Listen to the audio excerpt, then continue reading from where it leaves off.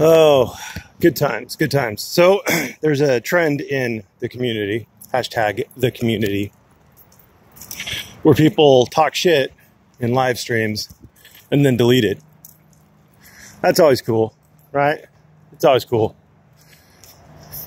One thing that you can say about me is that I stand by what I put up. It's up there.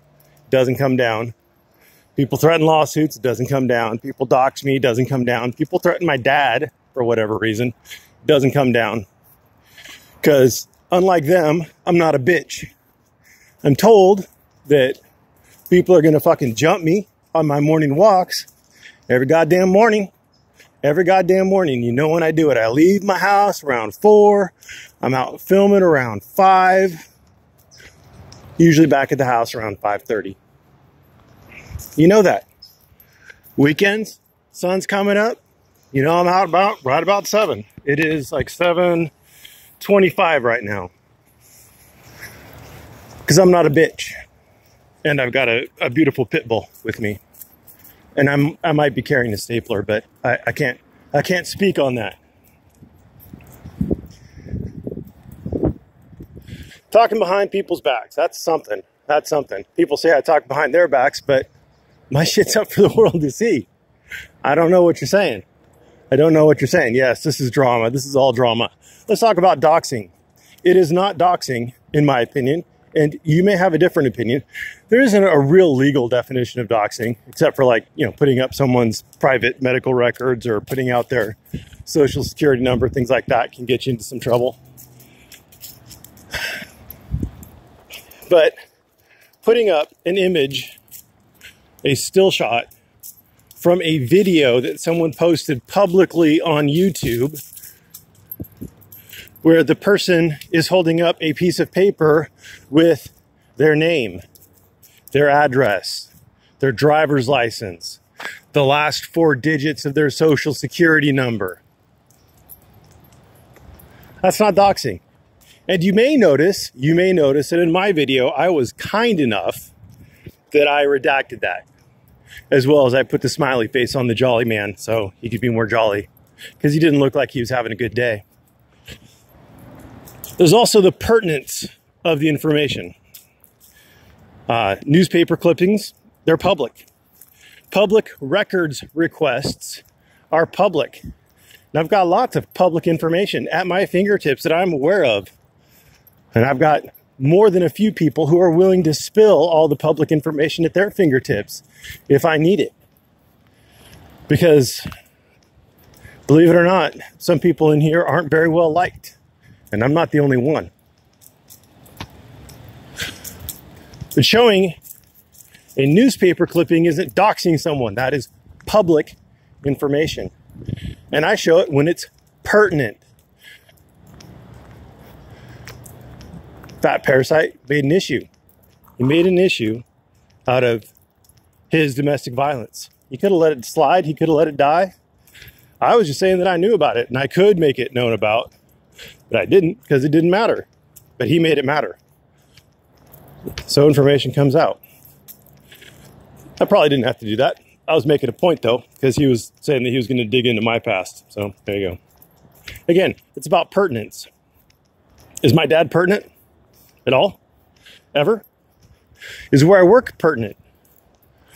I guess I could, as a lawyer, I could make an argument that where I work is pertinent because it would prove that I am a working lawyer. So there you go.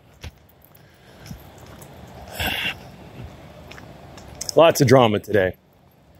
You could always tell hypocrisy by doxing. If someone says that I'm mad at this person because they doxed, but they're defending another person who doxes, because here's another difference. I never posted the name of where I work. And Fat Parasite lied, by the way, when he said he called up the California State Bar to find out where I work, because it's not registered with the California State Bar. My employment information doesn't go there. The only information that goes there is the publicly available information that you see when you go to my bar page. That's all the information they have on where I work. I have never turned anything into them. They don't have it. He lied to you. That was another thing he lied to you. That's just something that I can't really prove, but you could prove it for yourself by calling the California State Bar and asking them where I work. And they'll say, we don't have that information, and even if we did, we wouldn't give it out.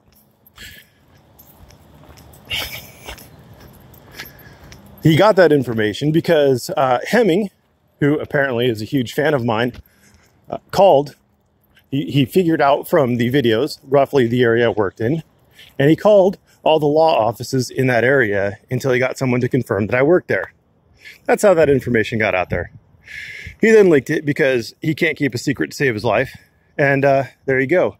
Now Fat Parasite has it. I'm assuming there's also some enemy of my enemy is my friend going on between them. The California-Texas auditor split may heal somewhat in my presence because I am somewhat divisive, as the Fat Parasite would like to say, separating the fake from the real, or the real from the fake, and we all know who the fake is. How does Fat Parasite's actions hurt people? Number one, he takes donations. He takes donations for other people's work. He deprives them of their donations. He monetizes their content, depriving them of clicks, depriving them of ad revenue, depriving them of donations. He is literally hurting them. Now, you can make the argument that they are gaining subs in response, and that's fine. But will the subs ring their bell, or will the subs stay rung on his bell? Will the subs see subsequent things on the new auditor's channel, or will they see the subsequent things on Fat Label's channel? I would argue that there is a better way to do it, and it doesn't matter that other people are showing the videos. I've seen P&P News. I have much less of an issue with P&P News. He shows a small portion of the video, and then he directs you to the other person's channel. I show still shots of the video, maybe like a 10-second clip, very little to send you to their channel if I do a review, and I link it, etc. Fat Label doesn't even link it all the time. He didn't link it prior to me making a fuss about it. So there you go. As far as the upholders.org thing, that is a scam. I'm still maintaining that that's a scam. All the indicia of a scam. And how does that hurt people? They give their money willingly. I see people in my comments saying it's not a scam if they're giving their money willingly. Nobody's making them give their money. Well, so the thing is, they're not giving their money on an informed basis. They don't know all the details. They are being misled by the beautiful footage, by the British voice, all that fun stuff. They're being misled. They're giving their money not knowing all the facts. It's a scam. It's a scam. Or at least I believe it's a scam. I have seen nothing to indicate that it's anything but a scam. And as soon as I see it's something that's not a scam, I will make a video stating publicly that I no longer think it's a scam. But I can assure you that I will never ever, you take this to the bank, I will never represent upholders.org because of their sketchy practices. I will never accept a retainer or a fee from them, period. I have made zero money off the internet. I've made zero money off YouTube. Nobody's even sent me a G-string yet, you bastards. My G-string account is empty. I'm sad. I'm joking, obviously. Well, I'm not joking. Wait. My G-string account is empty. I don't own any G-strings. So I'm not lying about that. But I am lying about being sad. Because I don't really care. Somebody lost a cat. And there's a loose dog. Hi, loose dog. Hello, loose dog. Hello, loose dog. So this is cool. Yeah, so that was pretty much all the drama. And here's where it hurts people. If you go to Mrs. Mac, Little Mac, if you go to her channel, she was arrested recently for filming at a post office. And she thought that she could film at a post office. She thought that it was completely legal to film at a post office. Now, the reason why so many auditors get away with it is because the local police come, they're not going to try to enforce federal law. They're not going to try to arrest someone based on that 39 CFR, whatever, 200 and something, whatever. They're not going to do it. They're going to look to see if they can trespass them. And in some states, like California, it's next to impossible to trespass somebody from a post office because of the way the laws are written. It's a statutory thing. It's hard to do. Now, if you're an asshat, you could get trespassed from the post office.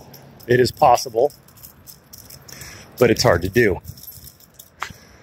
So she's under a misconception because people like Fat Parasite are out there saying that, yeah, it's 100% okay. It's your constitutional right. You should have every right to be able to film inside of a post office.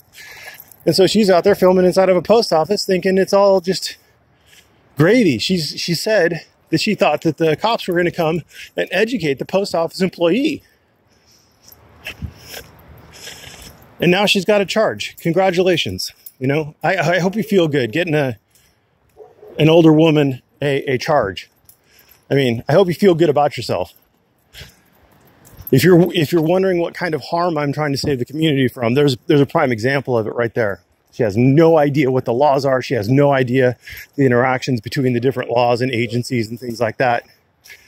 She has no idea the potential penalty for what she's doing. I'm trying to save people from scammers. Why are you hurting people? Why are you dividing the community? I'm dividing the community between the real and the fake, just like Fat Parasite said. You know, it's funny. I've been threatened with lawsuits multiple times in this community. Always by people who are fake. Always by people who are selling bullshit and making money doing it or trying to. I don't know how much money Beware Mouse has made. Apparently just barely enough to fuel his meth habit.